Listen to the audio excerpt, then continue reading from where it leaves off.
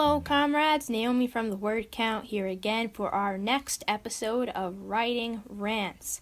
As promised, today we are finally going to discuss our analysis of the Chronicles of Narnia, The Lion, the Witch, and the Wardrobe's 2005 movie in comparison to the original text. We are reading the Chronicles of Narnia out loud for our Storytime campaign, featured on our sister channel, Storytime with the Word Count. Link is in the comments. I am pleased to say that this episode will not be a screw the movie episode. Andrew Adamson did a wonderful rendition of the novel, in my humble opinion. Of course, this doesn't mean that the movie is without fault, and it certainly does not mean that the movie is better than the book.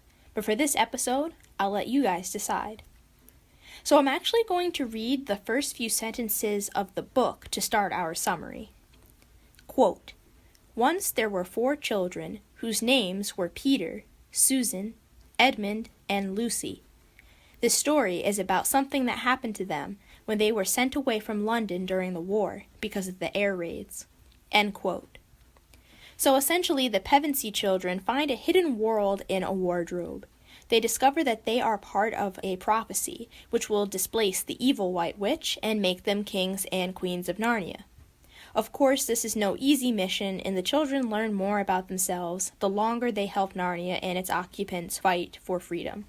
So as it happens in the book, Lucy finds Narnia first. She hides in the wardrobe during a game of hide-and-seek. While there, she meets a faun named Tumnus, who brings her to his house for tea and cakes. While she's there, Tumnus tells her about Narnia and how the White Witch, the self-proclaimed Queen of Narnia, has their land in perpetual winter with no Christmas. While Lucy is eating cakes and drinking tea, she inexplicably falls asleep.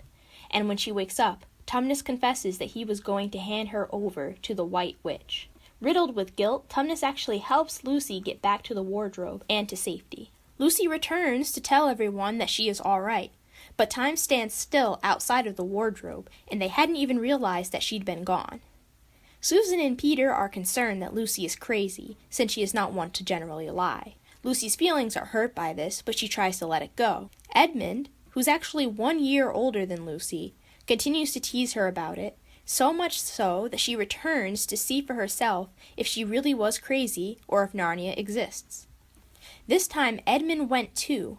While in Narnia, Edmund meets the White Witch, who pretends to be kind to him, and tells him that he will be king if he brings his siblings to Narnia. Again, this ties into the prophecy that I mentioned earlier, but we don't find that out until later. After the witch leaves Edmund runs into Lucy, and they go home together. Excited, Lucy tells Peter and Susan that she was right and that Edmund had seen Narnia too. Of course, Edmund lies and teases Lucy some more. Later on, the housekeeper, Mrs. Macready, is hosting a historical tour of the mansion, and the children hide in the wardrobe to avoid her. They all find Narnia at this point, and now that they all believe, they agree to visit Mr. Tumnus to thank him for helping Lucy, only to find that he's been captured by the White Witch. As they are leaving Mr. Tumnus's house, they befriend a beaver who tells them all about Narnia and the prophecy. While this happens, Edmund sneaks off to the White Witch's castle. The beavers and the 3 other children seek solace with Aslan, the real king of Narnia and other neighboring kingdoms. So I've certainly spoiled enough of the book for you so far, so I'm going to leave it at that. So one of the few things that annoys me about Andrew Adamson's rendition of Narnia is the amount of time spent away from that land at the beginning of the movie. As you may have guessed from my summary, the book jumps right into the story. Chapter 1 is Lucy looks into a wardrobe. The movie would have you believe that Lucy doesn't get into Narnia for 5 or 6 chapters.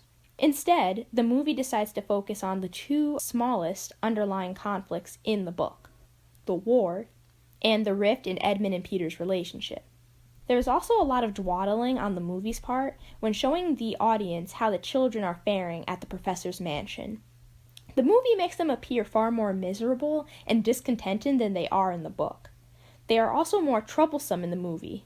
The movie uses about a minute of screen time mystifying the wardrobe itself, which isn't a lot unless you know that Chica is walking into the wardrobe anyway, and does so in the book in about 2 sentences. Anyway, so the movie captured my heart by casting James McAvoy as Tumnus. McAvoy is a wonderful actor, and he captures Tumnus flawlessly.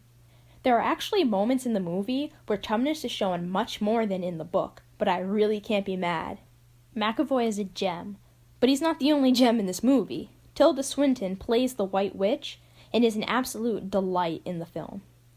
I actually have a scene here where the White Witch confronts Edmund when he arrives at the castle without his siblings, so I'll play that for you. Tell me, Edmund, are your sisters deaf? No. And your brother, is he unintelligent? Then how dare you come alone? Such a magical performance. But then the movie takes the wind out of my sails a bit. The three siblings are in the process of wanting to return home to avoid getting in a war, right before they notice that Edmund is gone. Peter says, "We're not heroes," and Susan adds, "We're from Finchland." And that line has always bugged me in the movie. Like, what difference does it make? And it doesn't corroborate Peter's claim that they aren't heroes. It's weird and it's unnatural and it really irks my nerves. Every time, without fail. But anywho, the movie gets even better when they get to Aslan.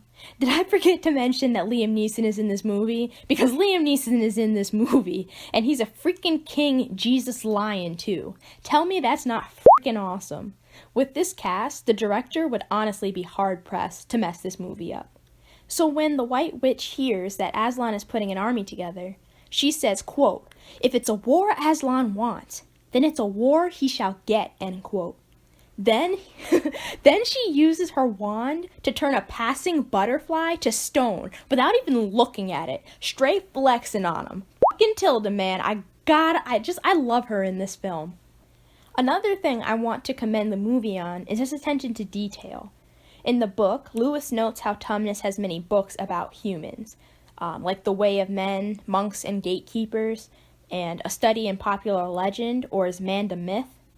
And in the movie, there those titles are, subtly and casually, on Tumnus's bookshelf when Lucy walks by.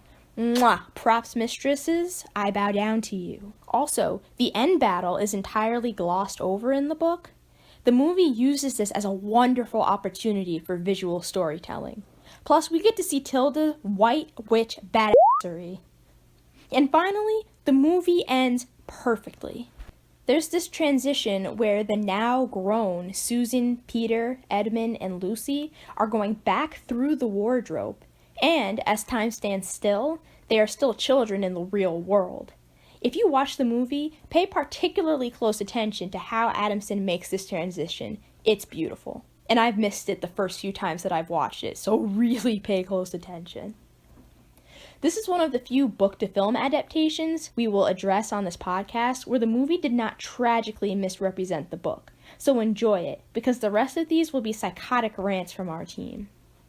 If you enjoyed today's episode, be sure to hit that subscribe button or show your support by liking, following, and sharing on social media. Our links are in the comments. To our faithful listeners, we appreciate you, etc. You know how awesome you are. To our newcomers, we hope you join us again next week. Our episodes air on Wednesday morning at 3 a.m. No, we do not sleep here at the word count. It's actually a legitimate health problem. We're working on it. Thanks again for listening to my chatter. Until next week, comrades.